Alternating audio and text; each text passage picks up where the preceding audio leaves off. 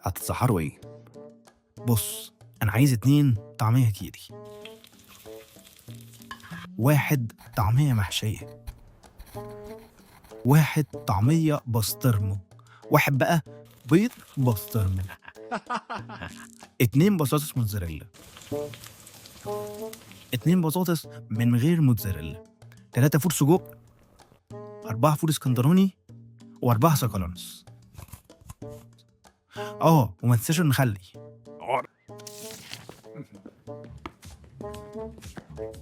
انا حاسس اننا تقلنا شويه. تصدق عندك حق. بقول لك قلة المخلي وعشان الضغط برضه. مساء الخير يا دكتور، ايه الاخبار؟ عامله ايه؟ الحمد لله. مبسوطه ان انت معايا النهارده. وانا كمان والله. قولي لي بقى ايه رايك في اللي احنا اتفرجنا عليه دلوقتي ده؟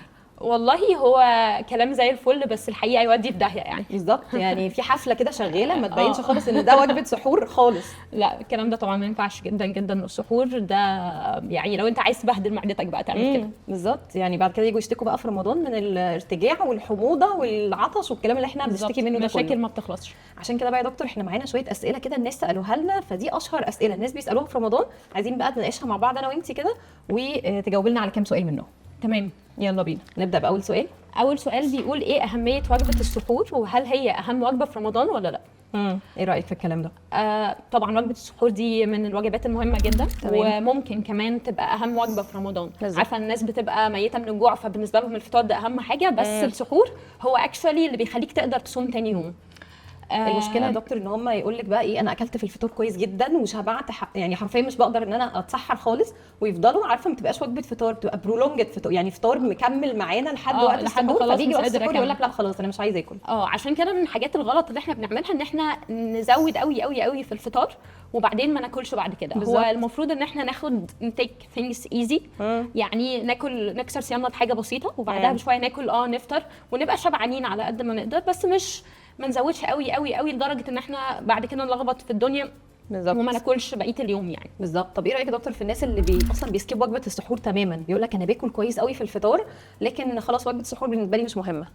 اولا انك تاكل كميه كبيره قوي قوي قوي في الفطار وبعدين ما تاكلش بعدين، ده مش فكره كويسه خالص، دي بتعمل مشاكل كتير قوي هنبقى نتكلم عليها بعد كده. اوكي. الحاجه الثانيه وجبه السحور، لو انت عملت سكيب وجبه السحور ممكن تاني يوم ما تبقاش قادر تصوم، السكر بتاعك يقع، ما تقدرش تكمل اليوم اصلا، ويبقى الصيام بتاعك اصعب كتير من لو كنت اتسحرت. تمام.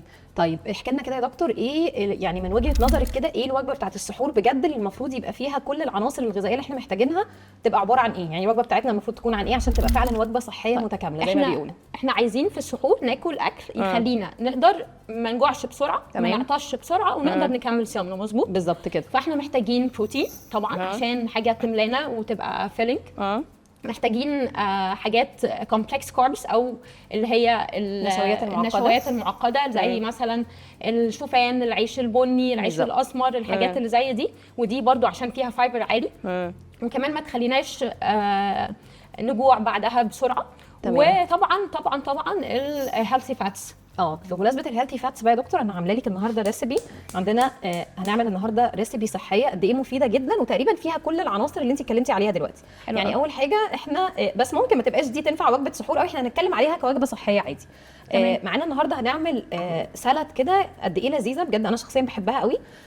هنختار بروتين زي ما قلتي دلوقتي بروتين، وانا بقى مش معايا اي بروتين دلوقتي، انا معايا هاي كواليتي بروتين، او البروتين بجد بيسموه عالي الجوده، اللي هو السلمون ده يا دكتور. طبعا انت عارفه ان هو يعني بنتكلم دلوقتي على الدهون الصحيه، فقد ايه هو نوع من انواع الاسماك اللي فيها اوميجا 3 بنسبه عاليه قوي، والاوميجا 3 اللي الجسم محتاجها اللي هو الاي بي اي والدي اتش اي. مظبوط. فده هنعمله دلوقتي مع كلمينا بقى يا دكتور عن، انت قلتي محتاجين الياف، الالياف دي موجوده في الخضار طبعا. تمام. ايه رايك في المكونات اللي انا جايبها لك النهارده دي؟ كلميني. لا الحقيقه كلها حاجات حلوه قوي وحاجات فيري فيري هيلثي يعني. تمام. اول حاجه نبدا بزيت الزيتون. تمام. ده نوع من انواع الهيلثي فاتس زي ما قلنا لسه، الدهون الصحيه اللي جسمنا محتاجها. زيت الزيتون من احسن الانواع اللي انا يعني بعتبرها ان هي تبقى حاجه حلوه قوي ان احنا نعمل فيها الاكل بتاعنا. والسلطه. كلمينا بقى عن يعني تاني سؤال. انا فاكره ان احنا كان الناس بتسال عن الامساك بقى والحاجات دي في الصيام والكلام ده، بيسالوا ايه الاكل اللي ممكن يحمي المعده ويمنع الامساك. قولي لي. الاكل اللي بيحمي المعده هي الحاجات مثلا زي البروبايوتكس، الحاجات اللي زي الزبادي والالبان اللي فيها خميره صحيه. بالظبط. الحاجات اللي بتمنع الامساك انه الخضار والفاكهه عموما بيمنعوا الامساك لان هم فيهم سوائل عاليه ككونتنت، دي من ناحيه. من ناحيه ثانيه فيهم فايبر عالي بالظبط، فبيمنع الامساك. طبعا زي ما قلنا الكومبلكس كاربس او الدهون النشويات المعقده المتاسفه، تمام، دي من ضمن الحاجات برضو اللي تساعدنا قوي قوي قوي انه ما يحصل لناش امساك. أسوأ حاجة ممكن نعملها إن إحنا ناخد الحاجات المعمولة من دقيق أبيض أو النشويات اللي هي البسيطة. دي كمان أسوأ حاجة، ودي أكتر حاجة على فكرة بتعمل للناس إمساك وأكتر حاجة بتتعبهم. أنت عارفة كمان عندنا يعني قاعدة في التغذية كده بتقول إن أسوأ حاجة ممكن ناخدها على وجبة الفطار اللي إحنا أصلا الشعب المصري مشهور بيها، إن إحنا نيفر نمكس النشويات مع الدهون، اللي هو بقى الجلاش باللحمة المفرومة، المكرونة بالبشاميل، السمبوسك، الحاجات دي من أكتر الحاجات اللي بترفع سكر الدم، بتخزن دهون عالية جدا، وفي نفس الوقت بتخلينا يعني فعلا معظم تمركز دهون عندنا بيبقى في البطن وبتجوعنا بقى طول اليوم، يعني بتخلينا فعلا طول اليوم عندنا شراهه لحد وقت السحور. ده حقيقي. الحاجات السامبل كاربس دايما بتخلي الانرجي بتاعتنا تعلى فجاه وتقع فجاه. بالظبط كده بعدها على طول. تعالي نقول السؤال اللي بعده. بيسالوا بقى مين الناس اللي ما ينفعش تصوم، خصوصا اللي عندهم حصوات في المراره. تمام. الناس اللي ما ينفعش تصوم اي حد عنده مشكله يعني اكتف.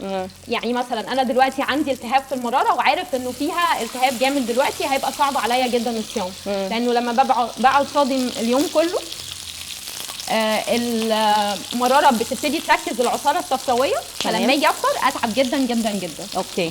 الناس اللي عندهم بواسير برضو هم عارفين ان هي ملتهبه جدا، ده هيبقى صعب عليه قوي ان هو يصوم، لانه انه يقعد صايم فتره طويله ما يشربش سوائل خالص سهل جدا جدا يجي له امساك، وبيتعبوا قوي قوي قوي حقيقه. يعني ده اصلا الشخص ده اقول له ما يصومش اساسا؟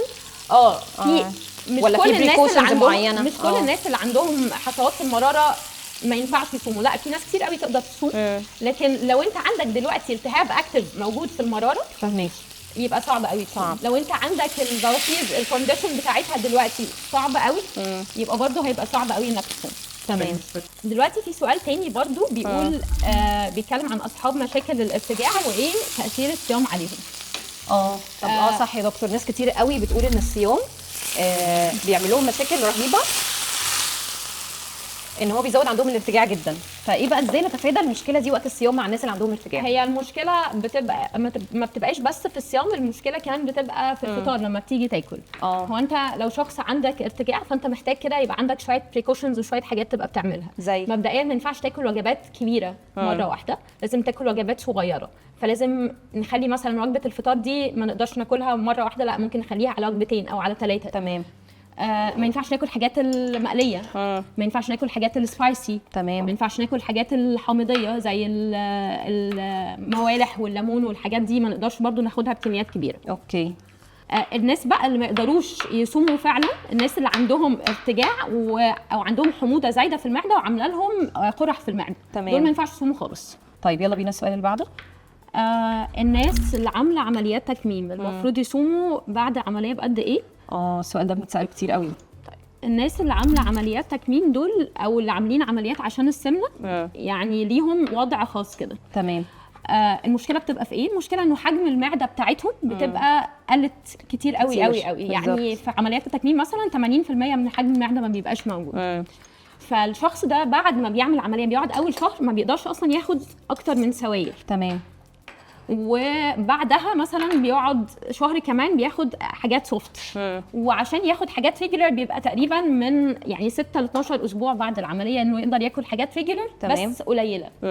طيب فايه المشكله؟ المشكله الناس دول لو صاموا وقعدوا فتره طويله قوي ولا ياكلوا ولا هيشربوا ولا يشربوا لا هيحصل لهم كراش، يحصل لهم كمان جفاف شديد جدا. وبعد عمليات التكميم بالذات الجفاف الشديد ده ممكن يدخلنا في مشاكل تانية زي انه يحصل لهم مثلا جلطه في الوريد البابي، ودي من الحاجات المشهوره قوي، كومبليكيشنز احنا لا غنى عنها دلوقتي. فالعيانين دول محتاجين ان هم ياخدوا كميات سوائل بصفه مستمره طول اليوم، ما يبطلوهاش. تمام. وياخدوا اكلات، لان هم كده مش هيقدروا ياكلوا فطار كبير زي احنا انا وانتي بناخده عادي يعني بالزبط. او سحور كويس. هو كده هياخد وجبه صغيره قوي، فلازم يبقى بياخد الانرجي نيدز بتاعته، احتياجاته من الطاقه في اليوم بصفه مستمره، فده ما يقدرش يصوم على الاقل 3 شهور بعد العمليه. طب ولو صاموا يا دكتور بتبقى تقسيم وجباتهم ازاي؟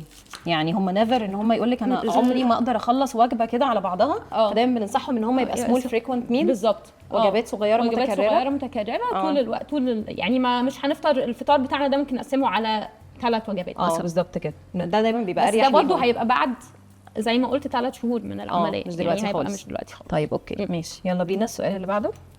الصيام بعد عمليات المراره والبواسير ايه نظامه، وامتى العيان يفطر، وايه الاكل الممنوع؟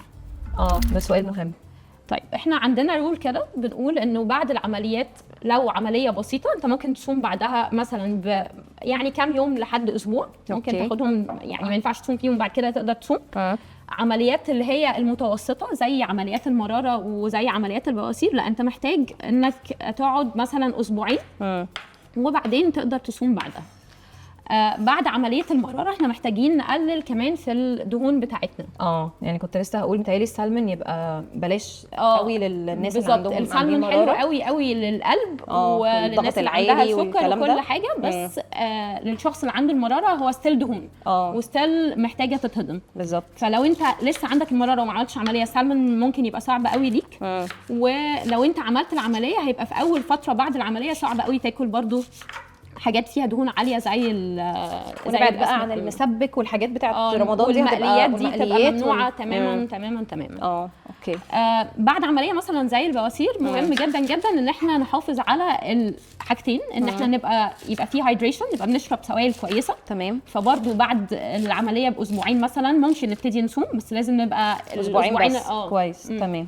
وناخد بالنا انه من اول ما نفطر لحد السحور نفضل نشرب سوائل طول الوقت مش نشرب كميه كبيره في مره واحده.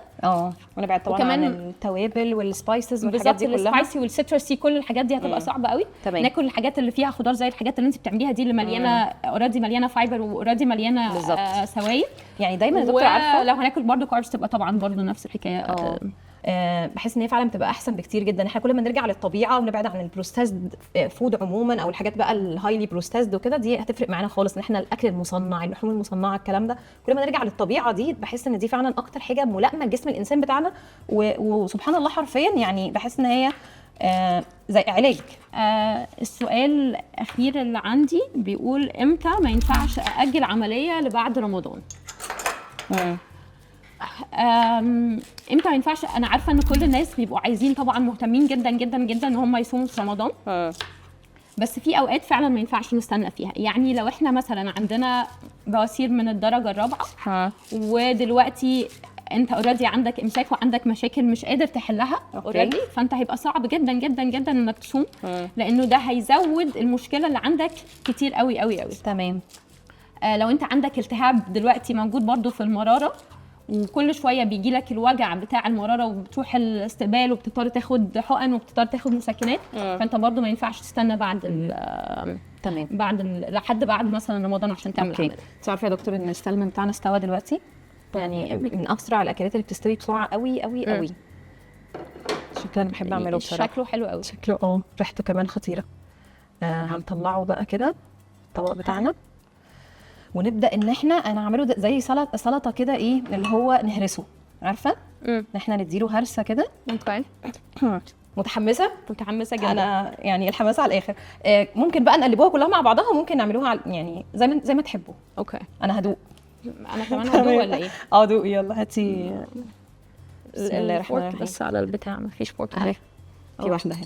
بسم الله الرحمن الرحيم. وجماعه يعني احنا كملناش قد ايه واحنا بنتكلم، فيعني دي بعتبرها بصراحه وجبه فطار خطيره زي الفل. خصوصا الناس اللي بتشتغل بقى وما عندهاش وقت تعمل فطار والكلام ده، وبدل ما يخرجوا ياكلوا اكل مش صحي بره يقدروا يعملوها في البيت بسرعه. ناس كتير قوي تقول لك الاكل الصحي ده صعب ومحتاج مجهود ومحتاج ان انا اروح اجيب واعمل وموال. صح. لا بمنتهى البساطه انه مش حقيقي.